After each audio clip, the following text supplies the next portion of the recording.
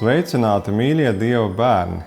Gada nogalē vēlos jūs uzrunāt un iedrošināt ar svēto rakstu vārdiem, ko rakstījis pravietis Jeremija.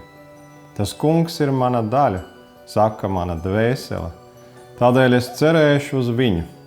Šie vārdi netika rakstīti vieglā laikā, tie radās krīzē, un tieši tādēļ tie ir tik patiesi. Tie mums atgādina, ka cerība Dievā nav atkarīga no ārējiem apstākļiem. Aizvadītajā gadā mēs nevienmēr saskatījām skaidras atbildes, bet ļoti bieži piedzīvojām Dieva klātbūtni, vadību un apsardzību. Viņš bija līdzās sarunās, kas stiprināja, lūgšanās, kurās atradām mieru, cilvēkos, kurus Dievs sūtīja mums blakus īstajā brīdī un īstajā laikā. Par to visu šodien teiksim paldies Tev, kungs! Un arī vēlos pateikties ikvienam, kurš ir uzticīgi strādājis un kalpojis ne tikai redzamos amatos, bet arī paliekot nepamanīts. Paldies par uzticību, paldies par neatlaidību, par ticības stiprināšanu, kad kādam bija grūti. Dievs redz katra sirdi un katru soli.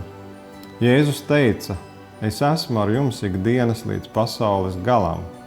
Šis ir apsolījums, kas dod spēku un pārliecību šodienai un drošību rītdienai.